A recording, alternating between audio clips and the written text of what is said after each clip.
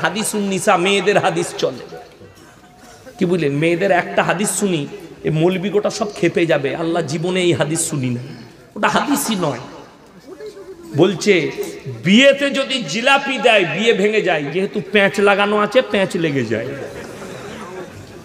আমি বললাম আল্লাহ যদি প্যাঁচ লাগানো জিলাপি যদি বিয়েতে দিলে প্যাঁচ লাগে এটা কিন্তু হাদিস উন্নিসা মেয়েদের হাদিস বুঝতে পেরেছেন মরদদের লয় তো যে জিলাপি তৈরি করছে তার কত প্যাঁচ লেগে আছে সে তো প্যাঁচ মেরেই গেছে তার প্যাঁচটা ছাড়বে কি করে তার বিটির তো জীবনে বিয়ে হবে না বেটা বিটিদের যত প্যাঁচ তো ওর কাছে নাউজবিল্লাহ বলুন জোরে বলুন নাউজবিল্লাহ এই ধরনের বদদিনী থেকে হেফাজতে থাকবে এই মকর সংক্রান্তি আর আজকে পহেলা মাঘ অনেক ব্যক্তি আমি নাম করব না আমার বর্তমান মুর্শিদাবাদ বাঁকুড়া পুরুলিয়ায় এই কাজী সাহেবের ওরস করেছে এই ওরসের নামে গরু করে জবাহ করে খাওয়া খানা করে খাওয়া ফিস্ট করে খাওয়া একদম শরীয়ত সম্মত হারাম এবং নাজায়েজ কাজ আমাকে অনেকজন বলবেন কোরআন খুলুন সূরা বাকারা ইন্নামা হাররামা আলাইকুমুল মাইতাতা ওয়াদ-দামা ওয়া লাহমাল খিনজির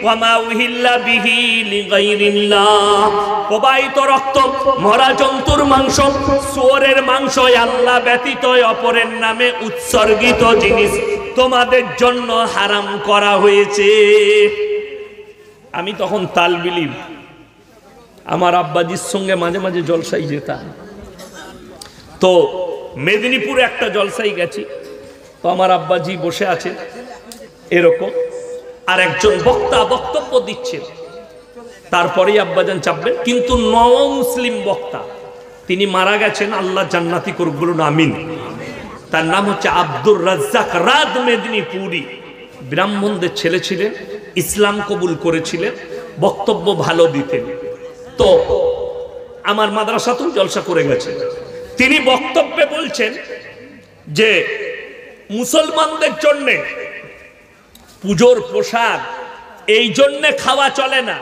সেখানে গোবর আর মুতে ছিটে দেওয়া হয় বলে শেষ করলেন আমার আব্বাজি তো আপনারা জানেন এখন বয়স হয়ে গেছে আমার মতো বেলায় আমার মতনই তেজি ছিল তখন সোশ্যাল মিডিয়া ছিল না না হলে বুঝতে পারতেন কতটা তেজ ছিল কি বুঝলেন তখন আমাদের মতো বক্তার জন্ম হয়নি এই পশ্চিম বাংলার মাটিতে শিরক আর বেদাতের বিরুদ্ধে দুটি বক্তা চরম ধুলাই করে সমাজ থেকে শিরক বিদাত করে আজকে ওই চষা মাটিতে আমাদের মতো বক্তারা চাষ দিচ্ছি নাহলে এই এলাকায় ঢোকার ক্ষমতা কোনো বক্তার থাকে না আপনারা জানেন না আপনাদের বাপদাদরা জানে আমাদের বাপদাদরা জানে মেদিনীপুরে একটা জায়গায় বেরিয়ে জেনারেটর ভেঙে দিয়েছে সেই দুটো বক্তা একটা হচ্ছে মৌলানা শওকত আলী সাহেব আমার আব্বাজি আর দ্বিতীয় হচ্ছে মরহুম গোলাম আহমদ মুর্তজা সাহেব এই দুটি বক্তা চরমভাবে মুর্তজা সাহেবকে মারও খেতে হয়েছে 24 পরগনায় শিরক বিদআত বিরুদ্ধে বলার কারণে এখনো আমি মুর্শিদাবাদে আমার আব্বাজি জলসা করে বাড়ি ফিরছেন আমি হাওড়া থেকে ফিরছি কোনো একজন কষ্ট লাগে বলতে কিন্তু সেই আমাদের সমাজের একটা আলেম আমার আব্বাজিকে ফোন করে বলছে আপনার ছেলে অ্যাক্সিডেন্ট হয়ে মারা গেছে আর আমাকে ফোন করে বলছে আপনার আব্বাজি অ্যাক্সিডেন্ট হয়ে মারা গেছে তো আমি তো নার্ভাসওয়ালা মানুষ নয় আমি বুকের পাটা রাখি আল্লাহর রহমতে আর আল্লাহর উপরে ভরসা রাখি সবাই আল্লাহর উপরে ভরসা রাখবেন সকলে জোরে বলুন ইনশাআল্লাহ আমি বুঝতে পেরে গেছি ফোনের কথা শুনে এখানে কোনো ডুপ্লিসিটি আছে আমি আমার আব্বাজিকে ফোন লাগিয়েছি ফোন তুলেছে আমি বললাম আপনি ঠিক আছেন বললে হ্যাঁ গাড়িতে যাচ্ছি তুমি ঠিক আছো জি আমি আপনার কাছে ফোন এসেছিল বললে হ্যাঁ বলে তোমার কাছে আমি আমার কাছেও এসেছিল সকালে যখন আমি থানাতে ভেরিফাই করলাম থুপটা আমাদের গায়ে পড়ছে একটা মৌলবি সে কোন কওমের মৌলবি কোন ধাঁচের মৌলবি আমি জানি না কিন্তু সে বলছে হাম আহলে সুন্নাতুল জামাত হ্যাঁ তারপরে থানার বড়বাবুকে বললাম স্যার কেসটা এখানেই দেবে দেন আমাদের বদনাম হয়ে যাবে এটা আমাদের সমাজের লোক জানে না এই মৌলবিটা কোন দলের ওই মৌলবিটা কোন দলের কে মাথা ঠুকছে গাছতলায় কে ঠুকে না এটা সমাজের অমুসলিম ভাইরা জানে না তারা জানে সব মুসলমান। এটাই হচ্ছে দুঃখের। আমি তার লেগে দোয়া দিয়েছি, তাদের গ্রামের মানুষকে চোখ খুলিয়ে দিয়েছি, দেখো তোমরা কিরকম মানুষের পেছনে নামাজ পড়ছো। কেন? একটাই অপরাধ, শিরক আর বেদাতের বিরুদ্ধে বলার কারণে, হারাম আর হালালের বলার বিরুদ্ধে। বড় কষ্ট লাগে আমার ভাইজান, খুব ভালো করে বুঝবেন, আমি কিন্তু কারোর বিরুদ্ধে নয়। অনেকজন হয়তো আমার বক্তব্য শুনে বলবে এই মৌলবিটা পীর বিরোধী মৌলবি, এই মৌলবিটা মাজার বিরোধী মৌলবি। শোনো, আমি কেন বিরোধিতা করি এটা লেখেলেন। আমি কোন পীরের বিরোধী নয়, আমি তোমার সিস্টেমের বিরুদ্ধে। যদি প্রমাণ চাও, আমার কাছে প্রমাণ আছে, মোবাইলে প্রমাণ নিয়ে এসেছি। যদি কেউ প্রমাণ চান, আমার 13 থেকে 14,000 জলসা ইউটিউব আর ফেসবুকে ছুটছে, জলসায় আমার নম্বর নিয়ে নেবেন। তা না হলে এই ইউটিউবারদের কাছে আমার নম্বর সংগ্রহ করুন, সকালে আমাকে ফোন করবেন, হোয়াটসঅ্যাপে সালাম পাঠাবেন, আমি আপনাকে দলিল আর প্রমাণ পাঠিয়ে দেবো, প্রুফ পাঠাবো। আমার বর্তমানে 12 রবিউল আউয়ালে बोलते हम अहले सुन्नतुल जमात है, ये मौलवी लोग मोहब्बत नहीं करते अल्लाह के रसूल से, और दीन से मोहब्बत नहीं है, कुरान से मोहब्बत नहीं है। तुम इतने मोहब्बत करते हो कि 12 রবিউল আউয়ালের দিনে ডিজে বক্স লাগিয়ে হিন্দি গান চাপিয়ে 12 রবিউল আউয়াল পালন হচ্ছে। খাজা বাবাকে ভালোবাসো, সারা জিন্দেগি বললে আমি খাজা বাবার মুরিদ। একবার খাজা বাবার জীবনীটা পড়। খাজা বাবা কোনো মাজারে মাথা ঠুকেনি, খাজা বাবা তোর মতো গড়াগড়ি মারেনি, খাজা বাবা গাঁজার টান মারত না, তুই গাঁজার টান মেরেছিস। খাজা মঈনুদ্দিন চিশতি রহমতুল্লাহ আলাই তার জীবনীটা পড়ে দেখ। 12 বছরের পর থেকে মৃত্যুকাল পর্যন্ত তাহাজ্জুদের নামাজ কাজা করেনি। আর হারামখোর এখনো পশ্চিম চিনি না, দাঁড়িয়ে মুতে বলছে খাজা বাবার মুড়ি দেবে, জুতো খাবি কবরে। বড় কষ্ট লাগে। আবে খাজা বাবার মুড়ি তো আমরা মৌলবীরা, নামাজ রোজা দাড়ি আপনাকে দেখিয়ে দেবো, চলুন। এই 7ই চৈত্র এখন দেখবেন, এই পহেলা মাঘ অনেক জায়গায় ওরস হচ্ছে। ওরস ইসলামে ওরস এই জন্য হারাম। কিসের জন্য হারাম? ওরস ছেলে মেয়ে পর পুরুষ আর পর নারী যেখানে এক কাছে হবে, 3য় নম্বর সেখানে হাজিরি দিবে, তার নাম হচ্ছে শয়তান। ওই জন্য মেলা হারাম, ওই জন্য ওরস হারাম। জিজ্ঞেস করো, আমাকে একজন ফোন করেছে मालदा डिस्ट्रिक्ट থেকে, आप मजार के बारे में कहते हैं, ओलियों के बारे में कहते हैं, हमने बोला कि हमारे 13 से 14,000 स्पीच है इस मोबाइल और सोशल मीडिया में, अगर एक भी लफ्ज हमारे निकाल दिया कि मैंने ख्वाजा मोइनुद्दीन चिश्ती के बारे में कुछ भला बुरा कहा, मैंने अपने गरीब नवाज के बारे में, लेकिन मैंने ये कहा कि जो लोग অনেকজন লেখে গাড়ির মধ্যে দাতা বাবার দান, তারা ঝাঁটা আর জুতো খাবে। একমাত্র দাতা সকলে বলুন কে?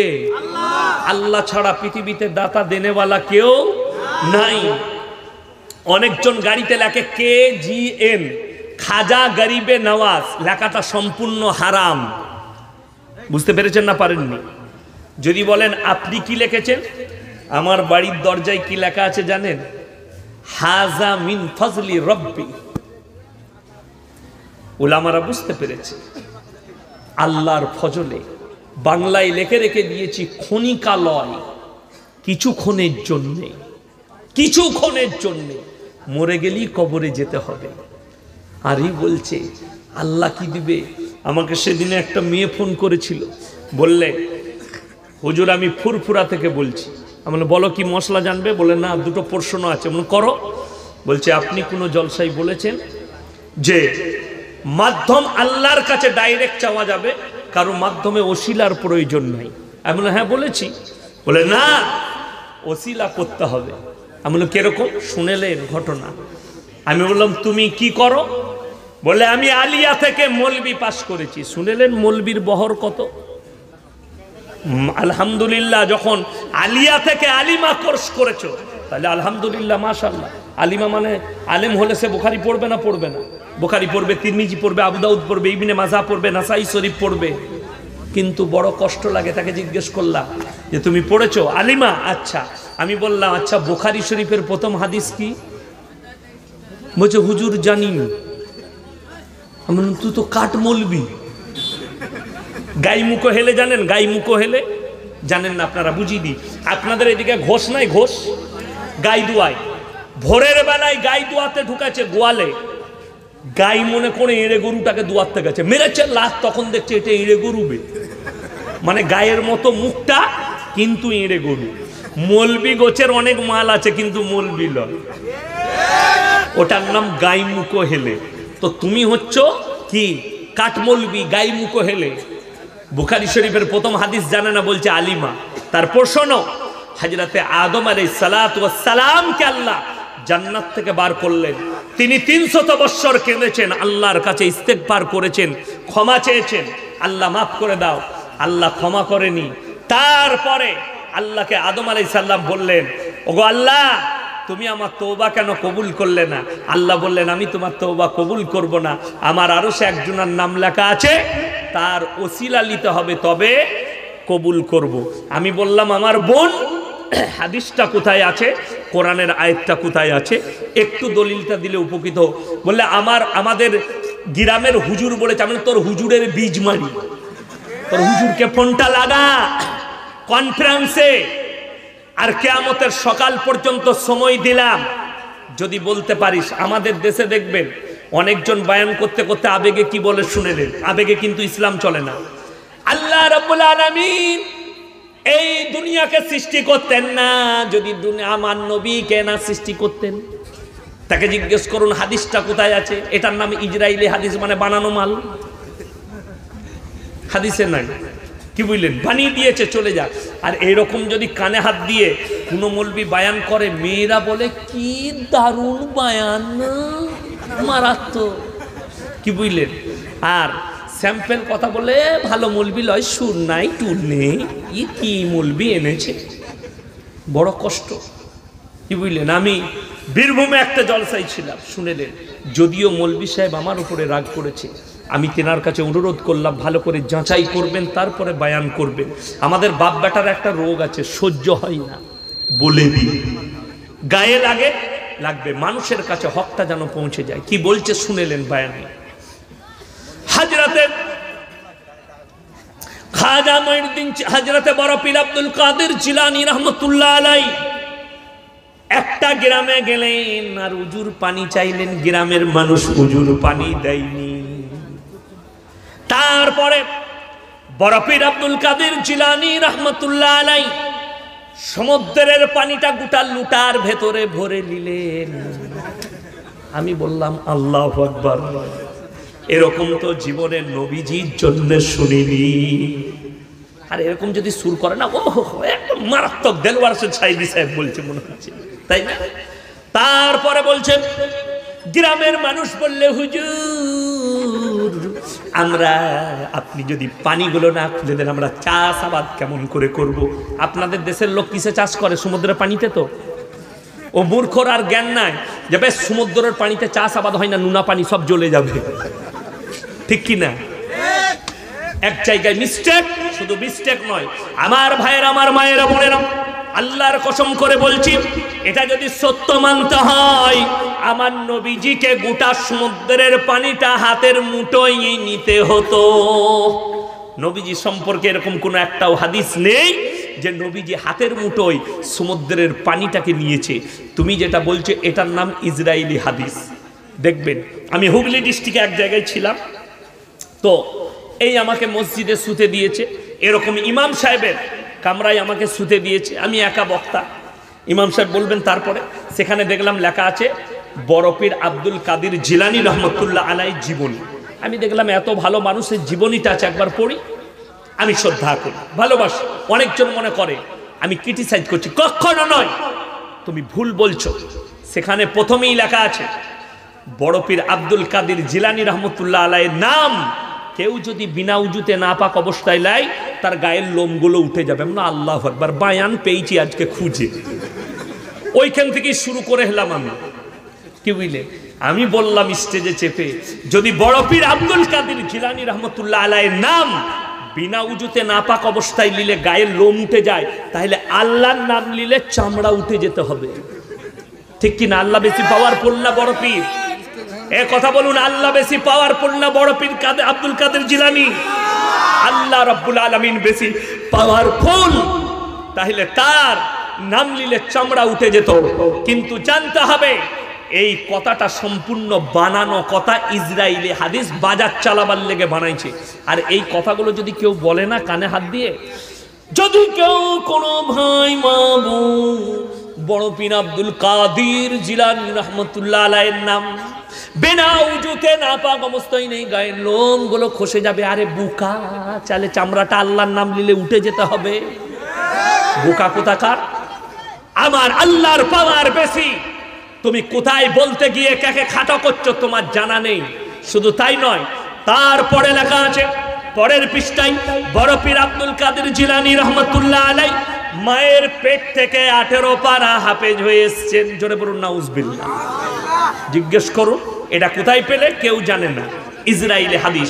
আমার ভাই, এটা যদি সত্য মানতে হয়, এটাকে যদি সত্য মেনে নিতে হয়, আল্লাহর নবী সাহাবীরা যারা নবীজিকে দেখেছেন তারা নবীজিকে দেখা মাত্র কোরআনে হাফেজ হওয়া দরকার ছিল।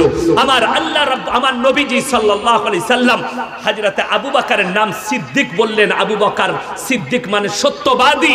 আল্লাহর হাবিব বললেন আমার পরে যদি নবুয়তের দরজা খোলা থাকতো আল্লাহ হযরতে উমরকে নবুয়ত দান করতেন।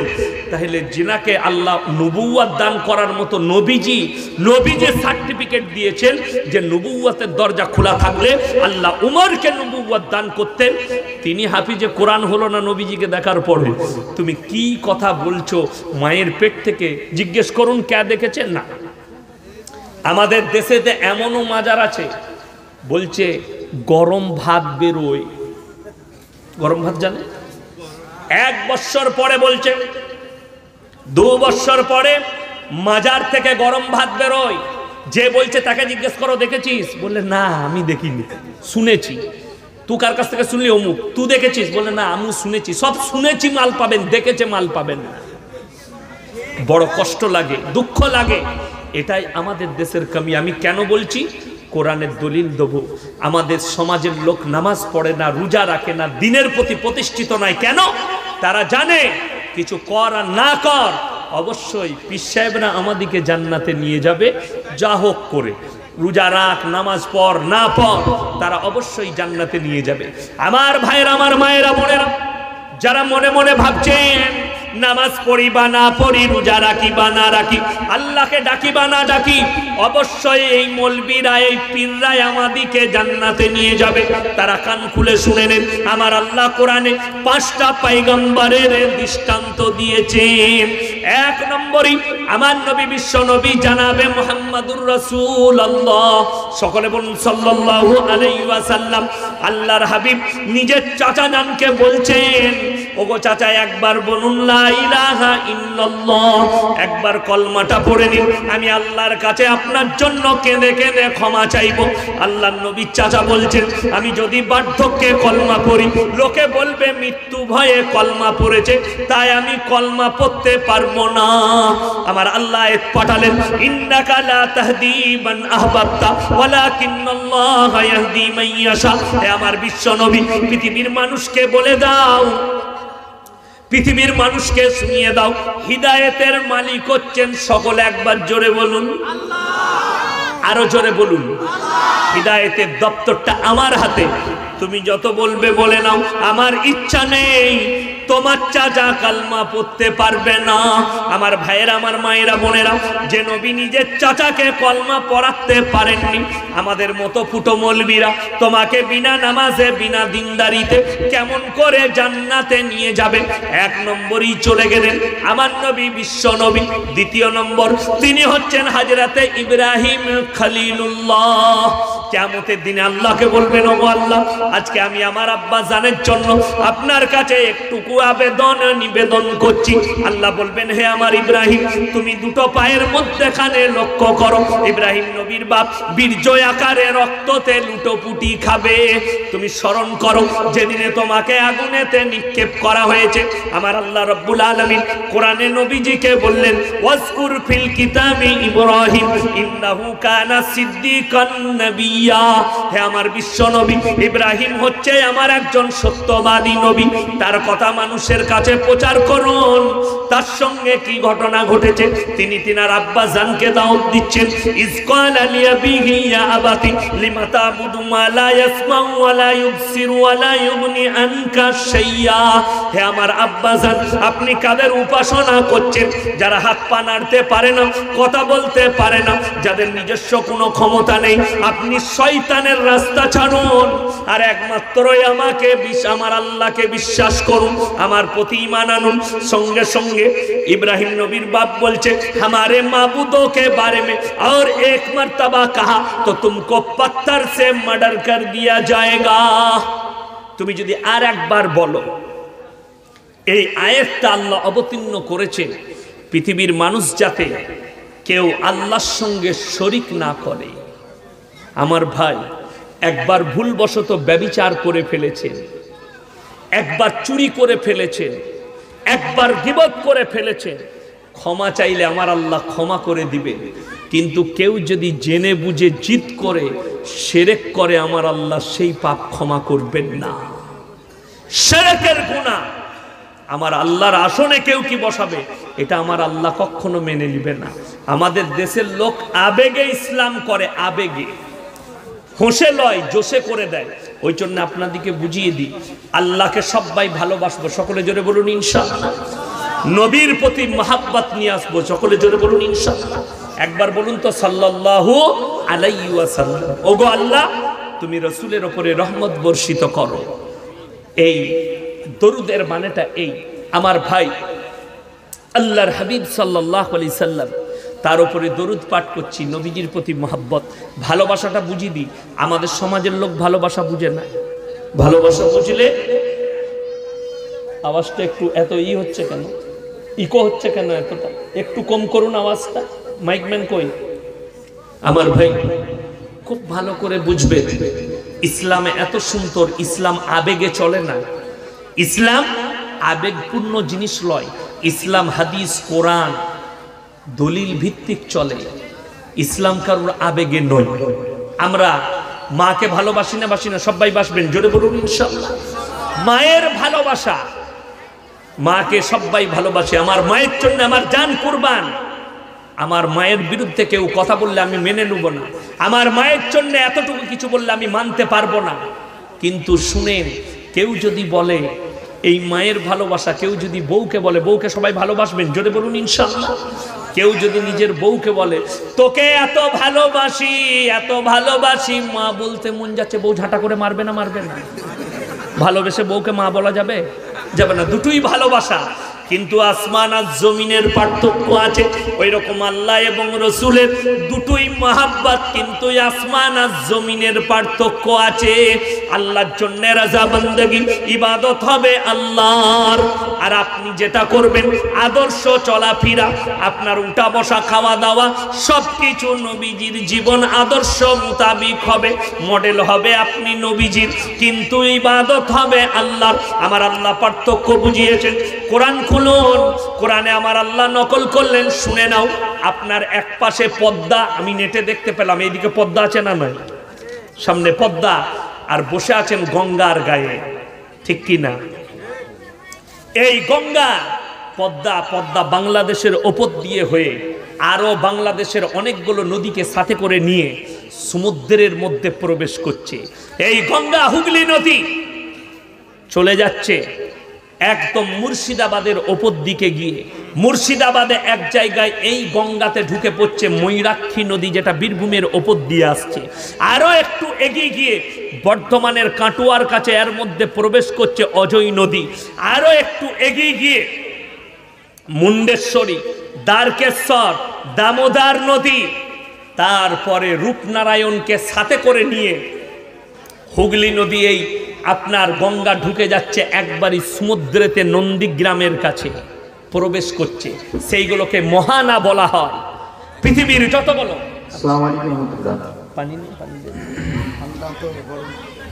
এখনো যারা খাবার খাননি, যদি খাবার খেতে চান তাহলে বিনামূল্যে খাবারটা খেতে পারেন।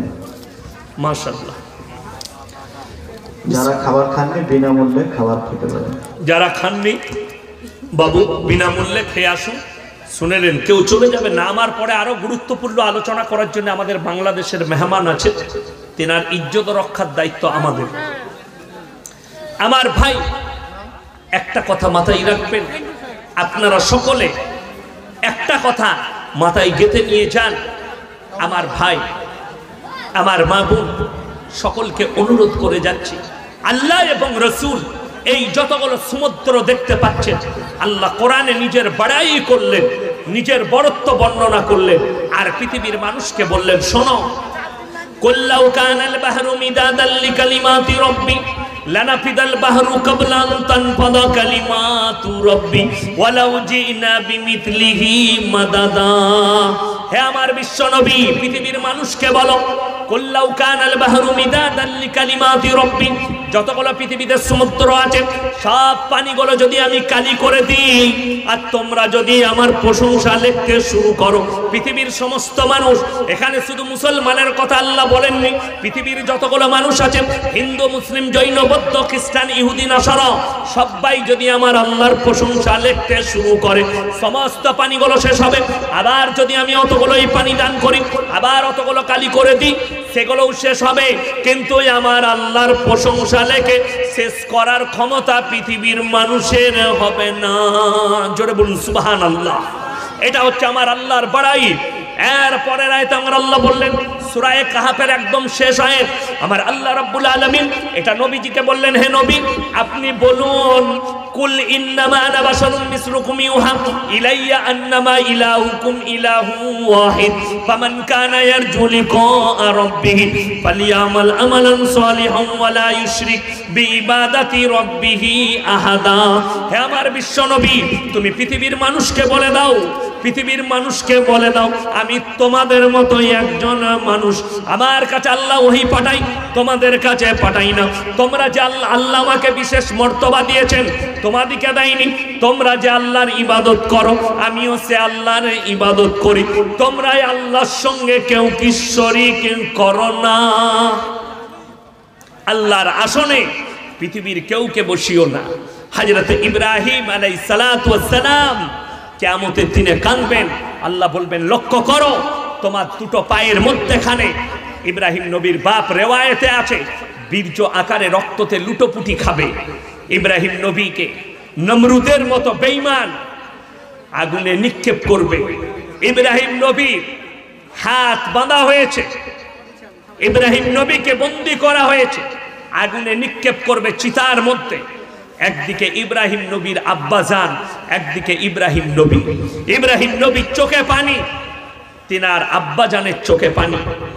ইব্রাহিম নবীর আব্বাজান বলছেন, হে আমার পুত্র, তোমার চোখেতে পানি, তুমি একবার অনুরোধ করছি, আমাদের রবগুলোকে মেনে নাও, আমাদের মাবুদগুলো, দেবদেবীগুলোকে মেনে নাও। আমি নমরুদকে অনুরোধ করব, তোমাকে ছেড়ে দেবে। ইব্রাহিম নবী বললেন, হে আমার আব্বাজান, আল্লাহর কসম করে বলছি, তোমার নমরুদের আগুনের ভয়ে আমার চোখেতে পানি বের হয়নি, আমার চোখের পানি বেরিয়ে এসছে আমার আল্লাহর ভয়ে। কিয়ামতের দিনে আল্লাহ আপনার সঙ্গে কি আচরণ করবেন, তাই আমি অনুরোধ করছি, আপনি এক কাজ করুন, আমার আল্লাহকে বিশ্বাস করুন, আর আমার উপরে নবী বলে আমাকে বিশ্বাস করুন। ইব্রাহিম নবীর বাপ বললেন, এ কখনো হতে পারে না, এক্ষুনি আগুনেতে নিক্ষেপ করো। হযরত ইব্রাহিম নবী আল্লাহকে বললেন, ও আল্লাহ, আপনি আমাকে রক্ষা করুন, আপনি ছাড়া আমার কেউ মালিক নেই। আমার আল্লাহ রাব্বুল আলামিন কোরআনের উপরে আয়াত অবতীর্ণ করলেন, কুল্লা ইয়া নার রুকুনি বারদাও ওয়া সালামান আলা ইব্রাহিম, হে আগুন তুমি ক্ষান্ত হও আমার ইব্রাহিমের জন্য, আর ফুলের বাগিচা হয়ে যাও। ইব্রাহিম নবী, আমার ইব্রাহিম নবী শরীরের একটা পশম পর্যন্ত আগুন জ্বালাতে পারেনি। সবাই বলুন সুবহানাল্লাহ। আমার ভাইরা, কিয়ামতের দিনে ইব্রাহিম নবী ব্যর্থ হবেন নিজের আব্বাজানের জন্য। এরপরে ডিসকাস করুন আমাদের মতো ফুটো মৌলবীরা তোমাদিকে বিনা নামাজে, বিনা দিনদারিতে, বিনা তাকওয়া পরেজগারিতে কেমন করে জান্নাতে নিয়ে যাবে। এটা 2 নম্বর চলে গেল। এরপরে 3 নম্বর আর 4 নম্বর। আমার মায়ের, আমার বোনেরা ভালো করে শুনবেন, এটা তোমাদের জন্য দৃষ্টান্ত। হে আমার নবী, আমি পৃথিবীর ওই সমস্ত রমণীদের জন্য দৃষ্টান্ত দিচ্ছি যারা মনে মনে ভাবে আমার স্বামী মৌলবী, আমি জান্নাতে যাব, আমার বাপ হাজি, আমি জান্নাতে যাব।